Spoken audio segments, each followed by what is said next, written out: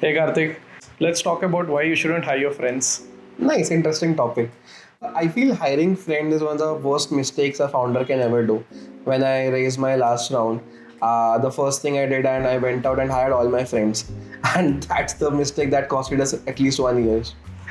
Yeah, I mean, it's common, right? Because your friends are closest to you when you're going through your entire fundraising process, and Yeah. they're the easiest to hire as well. Yes. To add more on that, when you're actually working with someone, so in my case, my friends were the people I knew the best. So I knew them in the capacity of being good friends. But when I actually hired them, so I'd never worked with them, but when I actually hired them, I thought that they'll be able to, cover up things. So that soft spot of being friends with me actually blurred my vision while hiring. Yeah. I think one of the earliest thing that founders do is that they don't value hiring so much. They just like, okay, I just want people, no matter how good or bad they are. Yeah. I think right now, of course, we focus on hiring a lot, but one of the biggest mistakes that I've ever made. Yeah. I mean, it's also kind of difficult to, the line between being a friend and being a professional at work, your personal and your professional space kind of becomes blurred, right? Yeah. So the feedback that I got from them was, I'm not able to trust you. And I'm like, why? So they told me that when I see you as a friend, so we talk about personal things, we talk about a lot of other things. And when they see me as a boss, then they actually look at me and they talk to me with the work angle. And they're not able to actually differentiate that which is the real Karthik. So this is the feedback I got with them. Yeah. And do you think it also has an impact on the company culture as to how the other people in the company perceive you being? I think it Friends. definitely does. I think it's very on point. Yeah. Because what I have seen that the moment the other person knows that okay, Karthik knows this person personally, not just professionally, there is some bias. Of course, people don't let you know, Yeah. but there is some bias. The way you talk to them, the way you talk to other people, and as a founder, it's very difficult to manage that. One solution that I have had. So in case of Prince, what actually was good between us that we had worked together on a project earlier. So when you work together on a project, you actually understand that how does that person work, what are their work ethics, how much do they value work. Yeah. So you're trying to say basically hire people with whom you worked professionally in the past rather Right. than just being friends. That has worked. Exactly. One thing which I've learned in the last 2 years that you should hire people who are aligned with your mission. You should hire people, which understand why the company is doing what it's doing, and they want to bet their life on top of it. Yeah. When you hire friends, they don't actually align to the mission. Yeah. They come to the company because you are their friend. They Yeah. come to the company because you are the CEO. Yeah. They're not aligned on the mission. In the last Completely. 2 years, I think we have hired some 50 people. And of course, out of those 50 people, 10, 11 were my friends. I'm telling you that I don't even talk to them right now. And of course, it's my fault. But when we hired other people who were good in their field, people who understood what they do, and when they were aligned to the mission, I think that was the best thing. I think the best people to hire are the people who are aligned on the mission, who are aligned on the problem statement. They really want to solve that problem statement. I know it's very easy to say, but I'm telling you, you find those people and those people stick to you for life. Nice. And it also kind of ultimately takes a toll on your friendship as well, right? Because if things don't go well, it ends up affecting your personal relationship as well. Very true. As I said that almost all of my friends have blocked me. it's very difficult actually. Yeah. One of my investors told me this in year one of starting the company is direction is more important than speed. So, while you are young and while you want to do a startup, there is this phenomena that you think that, okay, I need to work 20 hours a day. I need to work through the entire weekend. I don't need to, focus on my health. I don't need to do this, do that. And you just work. In our case, even when we got funded, we used to sleep in our offices. Can you believe that? We used to sleep on the wooden desk. We did not hire a cook to make us good food. We used to always order out. Just why? Just to save some time. We did not take any offs on Sunday. And 1 year after that, that led us to nothing. And when I went to the investor and told him this, he was like, you are doing it wrong, man. You are doing it wrong. Direction matters more than speed. And So just for the understanding of our audience, what do you mean by direction here? Can you simplify it? Sure. So what I mean by direction is that what does your company do? Who is your ICP? Who do you really sell to? So I'll tell you. So see, what speed means is that what are you working on? So speed is okay, I'm working on these n number of features, I'm working on these designs. But so one of the things that I have learned, that at any point of time you have to look at a thing from a 100 feet view and a 10,000 feet view. Yeah. So the 10,000 feet view is a direction. Yeah. Is the direction of where the company is going. Yeah. Where are we headed? What is the next step? This interview, famous interview question, where do you see yourself in 5 years? Yeah. That's actually more applicable for founders. Yeah. That where's the company going in the next 3 months? Yeah. Because it's very easy to lose sense of direction. Yeah. Because you see a lot of movement being made, and in that, chorus of that movement, you actually lose where the company is going. Yeah. And I think probably when you're at an early stage, direction also comes from being closer to your user, Right. Because all of us come with our own pain points and the way we see the problem statement, right? That might not completely resonate with how your end customer actually feels, Right. Totally agree. So it's like a constant fight between your hypothesis about what is the problem you're trying to solve versus discovering what is the real problem which your end customer is facing and what you as a startup should solve. What just happened with us right now, right? In January, we built Deep Build. We were like, okay, this is the final model. We have done vibe coding. We understood vibe coding does not work. Deep Build works. Fantastic piece of tech. Yeah. And once we showed it to our users, they also loved it. Yeah. But it was not serving them the way it should. It was not completing the entire SDLC cycle. Yeah. They were able to build something, but to manage and scale with AI, it was impossible. Yeah. And that led us to pivot to a services company. Often, especially in the AI generation, every other day you're looking at startups getting funded, right? So you spend a lot of time over-analyzing your competitors or taking hints from your competitors that, hey, this is the problem statement that they're solving. So this is where the opportunity lies, right? Whereas the source of truth is actually hidden in the customer insight. So there is no shortcut to it. You will have to spend time with your customer and figure out the right direction for your startup. Even last year when you were growing almost 100,000 customers a month as a vibe coding tool, actually you came in and said, when you talked to at least there were 30 customers, right? Yeah. You came in and said that, hey, all the 30 customers are sad. And at the same point of time, they are using 4 vibe coding tools. And ultimately, they are not even sticking to even one of them. Yeah. So I think so just to summarize it, I think what you asked earlier is that direction is something that, to talk to the customer and understand that what do they want as compared to what do you want as a founder, what does the customer want is more of an important metric to figure out as a direction of the company. Completely agree. So I think it has 2 aspects, right? One is identifying the biggest problem which your customer is facing, and also identifying the right solution that you as a startup or as a company that you want to build, right? Because ultimately it's like a marriage between a customer's problem and the solution that you're providing them, right? So that is what product market fit even means. Just to double down on the problem part. So when you are optimizing for vanity metrics, so when we were growing as a vibe coding company, we used to optimize for number of prompts. We never actually thought that those can be prompts that users are giving to fix errors. Yeah. So we were getting 20,000 prompts a day. And we were like, oh my God, so many prompts. But it was not right. And whenever I used to go into any investor meeting, they were like, okay, what's your ICP? And I did not have any answer. Yeah. So one of the things about direction is that once you understand your ICP, to understand who are you building for, to understand what does your user need, and to drive all those things from that ICP, from that problem, is the most important thing.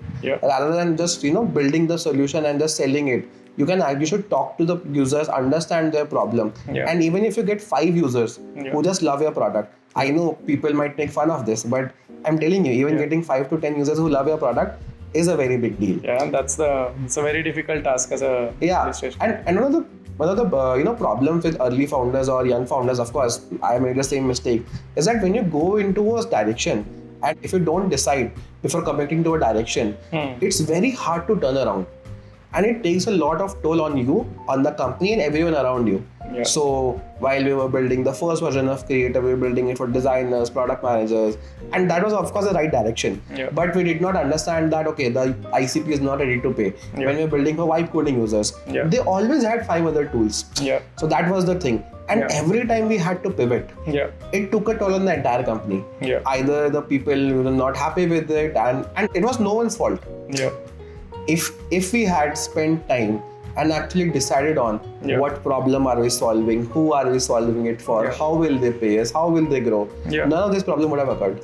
I think you mentioned a very interesting point, which is also the business viability of it, right?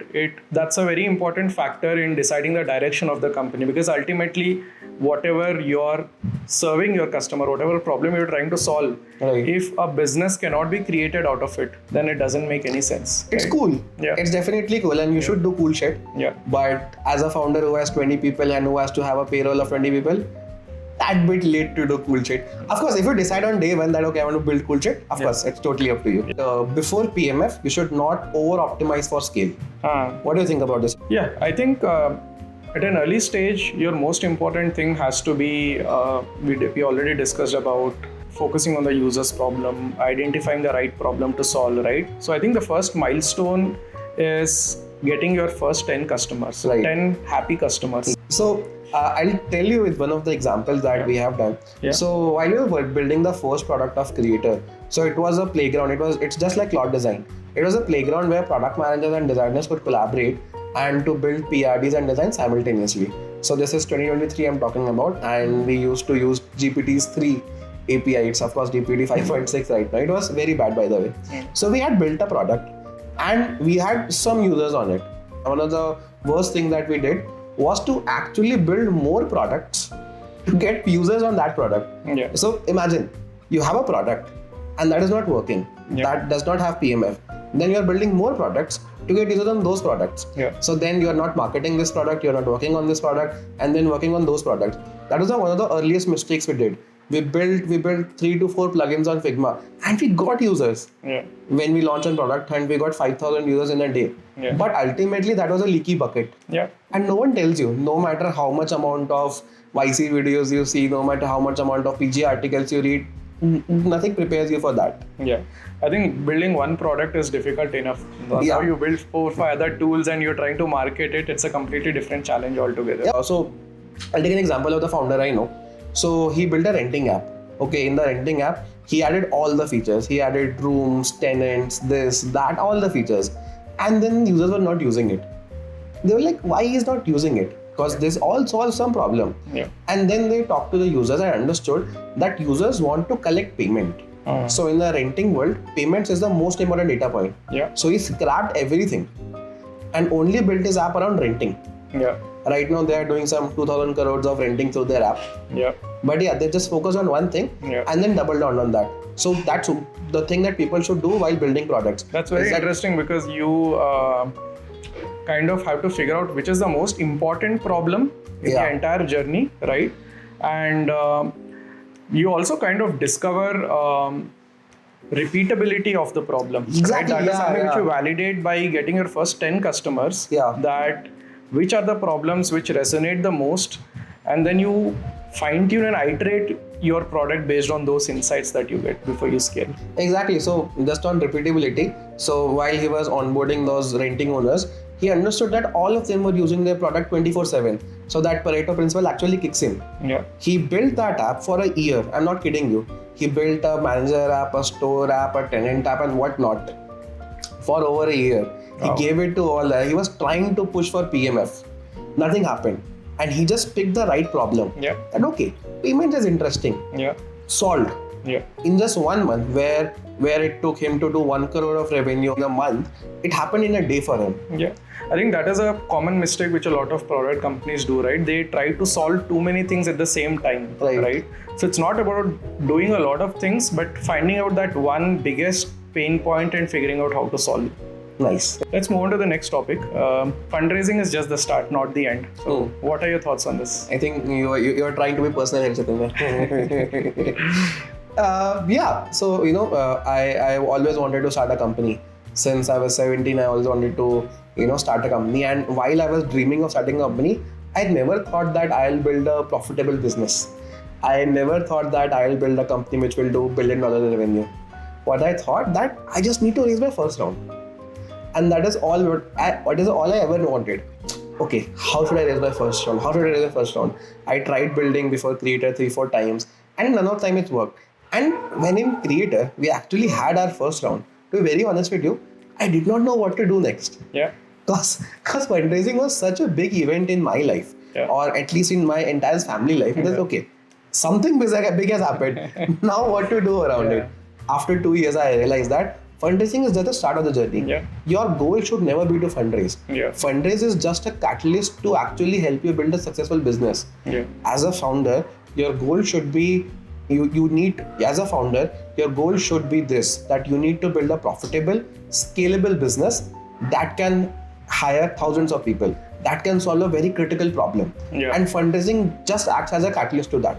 Yeah. That's my understanding. Yeah, I mean, people think that just because you've raised funds, you've figured out a solution to a very big problem. Yeah. Right? But like you said, it's just the starting point, and the bulk of the work is yet to be done. Exactly. Right from hiring to figuring out who is your ICP, what is your GTM, all of it is to be figured out. Exactly. So fundraising is just a start. It's just a catalyst to, so the early rounds, I'm talking about early stages. Yeah. The early stage fund round is to actually help you figure out experimentation. It's actually to help you figure out, okay, you're allowed to make 1 to 2 mistakes. Yeah. But the later rounds, they're just for you to scale. Yeah. And in 2021, we have seen that almost hundreds of companies raised at a insanely high valuation. All of them have shut down or pivoted. Yeah. Even last year in 2025, Yeah. there were almost 50 to 60 vibe coding tools. Yeah. I won't name them, Yeah. but you know them, Yeah. right? Only 3 to 4 are even existing. Yeah. And we have talked to their users. Yeah. You know how happy they are. Yeah. On the front, they're talking about fundraising, valuation, this or that.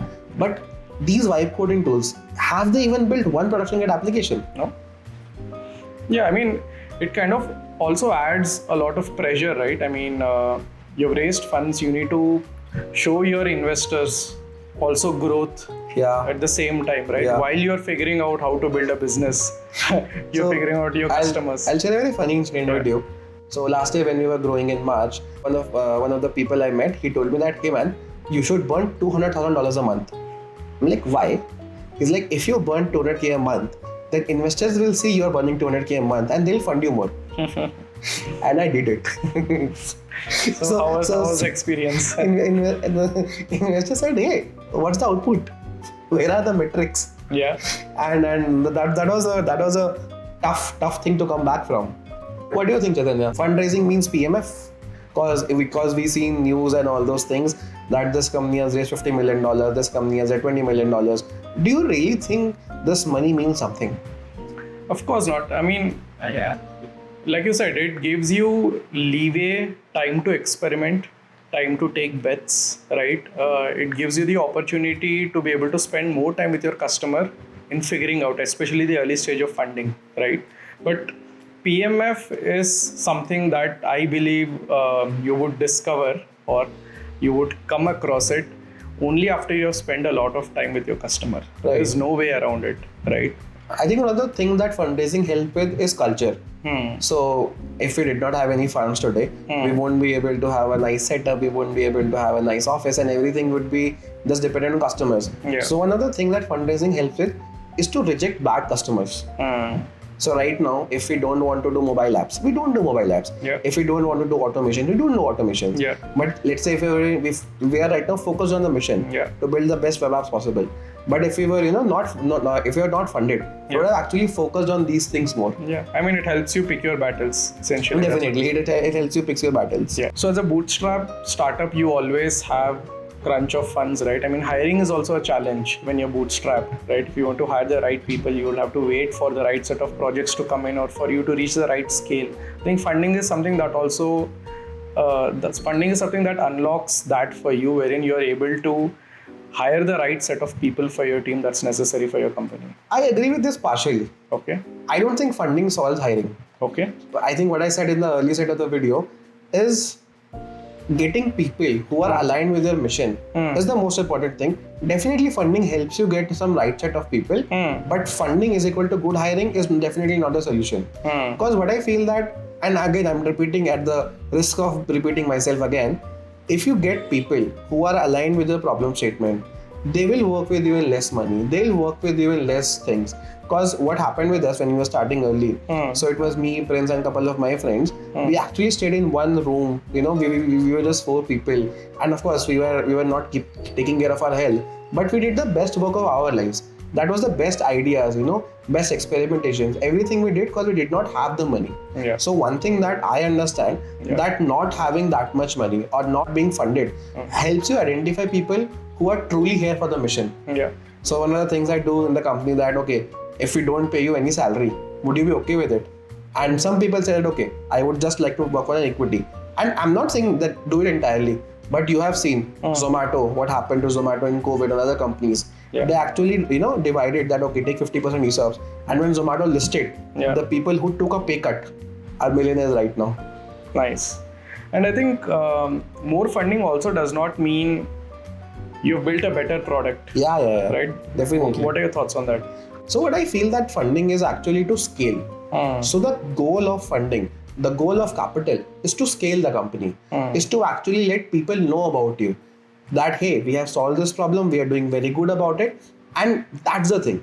I really don't think that if all the successful companies you have seen, they have used the funding to actually tell more about themselves. Great, Karthik. I think this was amazing. We had a very nice chat. Yeah. So what would you like to say as your final thoughts? I think it was a very good jog around the memory lane.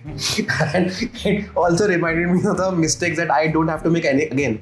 Yeah. Because even as a founder, it's 100% possible I can make the same mistakes again. So it was very nice having a chat with you. Yeah. And it actually helped me, while I was telling you this, it actually helped me focus on what we need to do even better.